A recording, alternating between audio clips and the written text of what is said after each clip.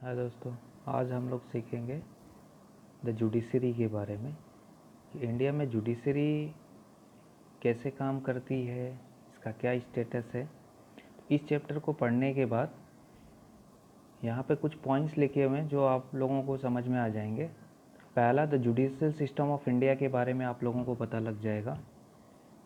दूसरा, jurisdiction of supreme court, high court and lower courts के means ये जो डिफरेंट कोर्ट्स हैं, इनकी जुरिडिक्शन क्या है, इनकी पावर क्या है, इनके बारे में भी पता चल जाएगा आप लोगों को। मीनिंग ऑफ रीट्स कैसे इशूज़ होती हैं, कौन सी कोर्ट है जो रीट्स इशूज़ करती हैं, इनके बारे में भी आप लोगों को पता चल जाएगा।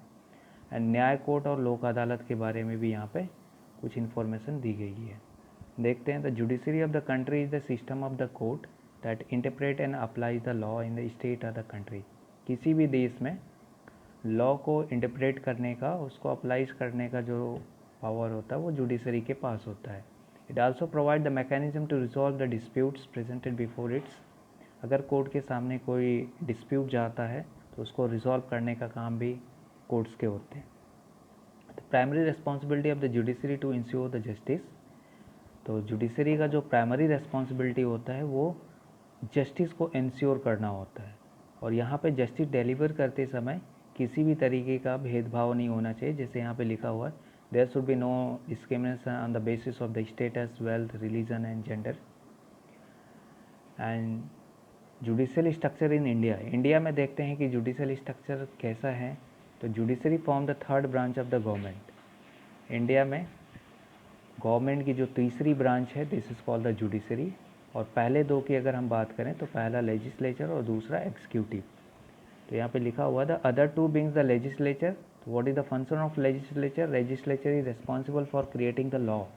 And what is the function of the executive? The executive is responsible for enforcing the law. The Indian judicial system derive is power from the current legal framework laid down by the Indian constitution. और इस judicial system को power कहाँ से मिल रहा है? तो Indian constitution से मिल रहा है power. What is the function of the judiciary can be summarise as follow. यहाँ पे जुडिशरी के फंक्शन को अगर हम समराइज़ करें तो ये सारे फंक्शन हैं जुडिशरी के। To give the justice to the people, लोगों को न्याय देना। To interpret and the law to specify cases, law को इंटरप्रेट करना। To protect the rights of the citizen, नागरिकों के राइट्स को प्रोटेक्ट करना। टू गार्ड द कॉन्स्टिट्यूशंस ऐसा कहा जाता है इंडिया में, कॉन्स्टिट्यूशन जो है मीन्स जुडिशरी जो है वो कॉन्स्टिट्यूशन का गार्जियन है। इट मीन्स कॉन्स्टिट्यूशन में अगर कोई भी इंटरप्रिटेशन की प्रॉब्लम आती है तो कौन उसको इंटरप्रेट करता है? जुडिशरी करता है। To deliver and enforce the judgements. और लास्ट फंक्शन क्या है? तो ये कोर्ट्स, जुडिशरी क्या करती हैं? जजमेंट डिलीवर करती हैं और उनको इन्फोर्स कराने का भी काम करती हैं। While the legislature and executive in India are organise on the federal lines, that is the two levels, one at the centre and other in the state. अगर हम पहले दो ऑर्गन्स की बात करें तो लेजिस्लेचर एंड एग्जीक्यूटिव ये federal lines पे इस्टेब्लिश हैं। It means India has adopted the federal form of the government. Means state central government has its own governments and state government has its own jurisdictions. तो state government अपने state subject पे law बनाता है, central government अपने central list में जो subject matter दिए गए हैं उन पे लॉ बनाता है। बट अगर कोर्ट के बारे में अगर हम बात करें, जुडिशरी के बारे में अगर हम बात करें तो ऐसा फेडरल सिस्टम जुडिशरी में अडॉप्ट नहीं किया गया। जुडिशरी सिंगल इंटीग्रेटेड सिस्टम है हमारा। तो constitution has provided the setting of the single integrated system of the court to administer both union and the state laws. The Indian judiciary is organise in the hierarchical form with the Supreme Court as its apex, and below the Supreme Court are the high courts in the various states. There are the many subordinate courts under the high courts. तो सबसे ऊपर supreme court, फिर high court और उसके नीचे बहुत सारे हमारे सबऑर्डिनेट कोर्ट्स हैं जो हाई कोर्ट्स के अंदर में काम करते रहते हैं। Each court is headed by the जजेस with varying the power depending on the levels of the jurisdiction. The judiciary is the independent of the legislature and executive. जो हमने पहले देख रखा, ये जो तीनों ऑर्गन्स है ये इंडिपेंडेंट है, ये चेक एंड बैलेंस का काम करते हैं। तो हमारी जुडिशरी भी क्या है? एक इंडिपेंडेंट ऑर्गन है जो लेजिस्लेचर और एग्जीक्यूटिव से अलग है। सुप्रीम कोर्ट अब देखते हैं कि सुप्रीम कोर्ट का कंपोजिशन क्या है, फंक्शन क्या है, क्वालिफिकेशन क्या है, जुरिडिक्शन क्या है। तो supreme court has the highest judicial authority in the India. India में सबसे जो बड़ी जुडिशियल अथॉरिटी है वो सुप्रीम कोर्ट है। It is located in new Delhi. ये कहाँ पे लोकेटेड है? तो न्यू दिल्ली में।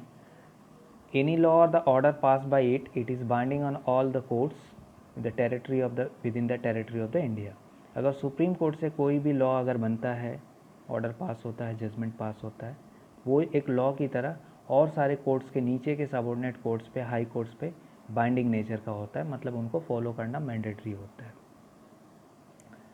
अगर कंपोजिशन की बात करें हम सुप्रीम कोर्ट की, तो supreme court of the India comprises the chief justice of India and not more than 30 जजेस, अदर जजेस।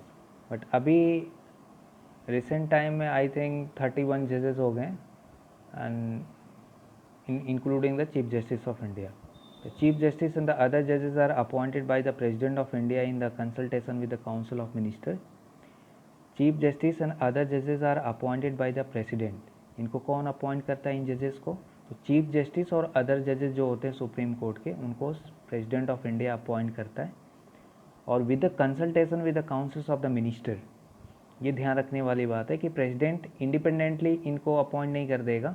किसके कंसल्टेशन से करेगा? तो काउंसिल ऑफ मिनिस्टर के कंसल्टेशन से करेगा।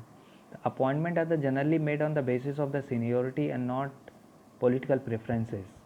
और इनका जो अपॉइंटमेंट होता है वो सीनियोरिटी बेसिस पे होता है, पॉलिटिकल प्रेफरेंसेस पे नहीं होता है। तो जजेस of the supreme court retire upon the attaining the age of 65 years. 65 साल की एज कंप्लीट होने के बाद सुप्रीम कोर्ट का जज एक रिटायर होता है। The other debarred from practices in any court of the law or the before any authority in India post retirement।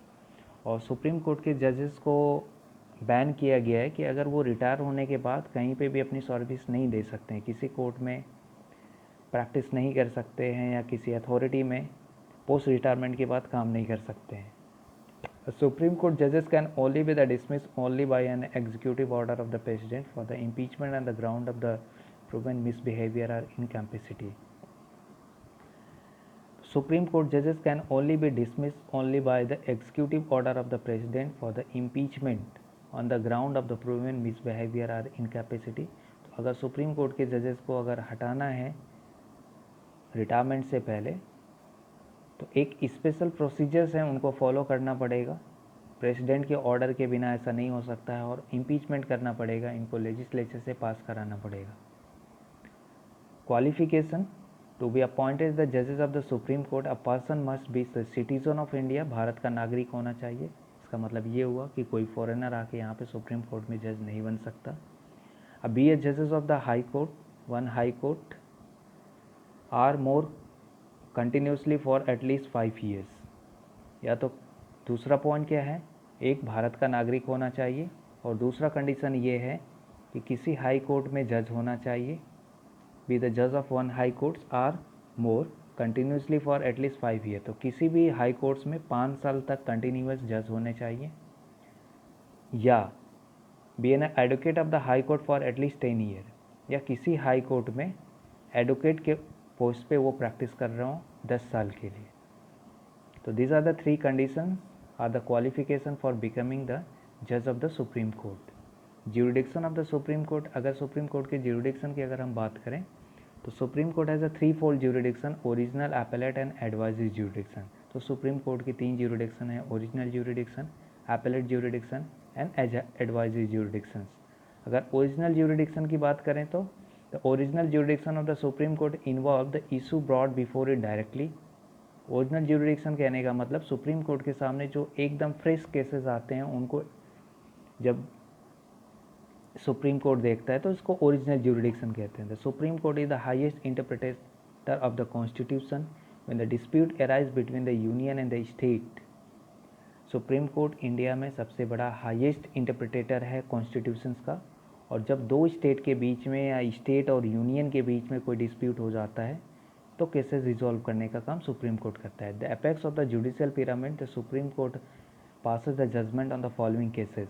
तो सुप्रीम कोर्ट किस किस चीज़ों पे जजमेंट पास कर सकता है? तो dispute between the government of India and one of the more state, एक या बहुत सारे स्टेट्स और government of India means union of India के बीच में अगर डिस्प्यूट हो जाता है तो इस पर सुप्रीम कोर्ट जजमेंट दे सकता है। The dispute between the government of India and any state or any one side and one or the more state on the other sides. एक साइड अगर गवर्नमेंट ऑफ इंडिया है, दूसरे side बहुत सारे state हैं या एक ही स्टेट है, इनके बीच में डिस्प्यूट होता है तो सुप्रीम कोर्ट जजमेंट दे सकता है। The dispute between the two or more state which involve any questions of the law. अगर दो स्टेट के बीच में कोई डिस्प्यूट है और अगर उसमें कोई क्वेश्चन ऑफ लॉ इन्वॉल्व है, or the fact on which the existence or the extent of the legal right depend, तो भी सुप्रीम कोर्ट क्या कर सकता है, जजमेंट डिलीवर कर सकता है। Violation of the constitution by the government or any persons, अगर किसी पर्सन के द्वारा, किसी सरकार के द्वारा अगर कॉन्स्टिट्यूशन का वायलेशन होता है तो ये भी ओरिजिनल ज्यूरिडिक्शन के अंदर आता है और सुप्रीम कोर्ट क्या कर सकता है, उस केस को देख सकता है। तो supreme court is the guardian of the fundamental right of the citizen. Supreme court जो होता है हमारे फंडामेंटल राइट्स का गार्जियन माना जाता है। Any person whose fundamental rights are violated can directly approach the supreme court for the remedy by the virtue of the article 32। The violation of the fundamental rights of any citizens,